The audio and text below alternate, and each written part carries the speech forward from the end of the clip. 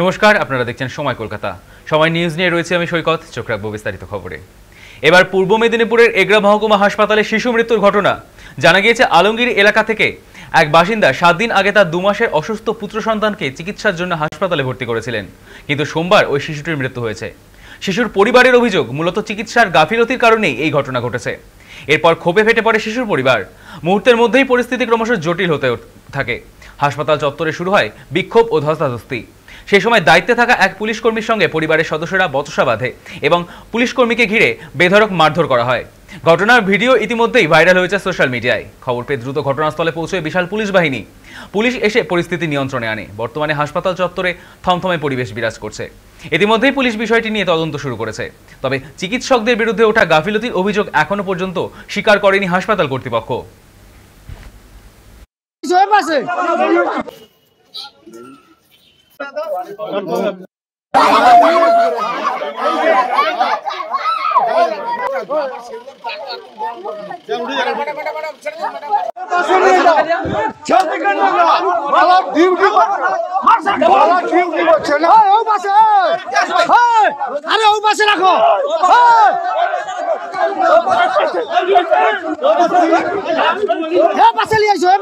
ঘটনা হলে বলছে একটা বাচ্চা চলে গেলে আর একটা আসবে, ডাক্তার ভালো করে দেখলো না।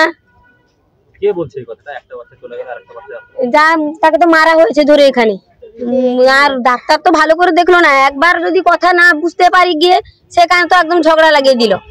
এর বিচার চাই, আমাদের তো আর বাচ্চা ঘুরে আসবে না, এর বিচারটা আমি চাই। সকালে যেটা শুনেছি নাকি একটা বাচ্চা মারা গেছে, তো ওনার বাবাকে নাকি যিনি সিকিউরিটি ছিলেন কিছু উল্টোপাল্টা কথা বলেছেন, যার কারণে এইরকম সিচুয়েশন তৈরি হয়েছে। তো এর বিরুদ্ধেও যাতে প্রশাসন খুব কড়াভাবে অ্যাকশন নেয় তার জন্য হাত জোড় করে অনুরোধ করছি।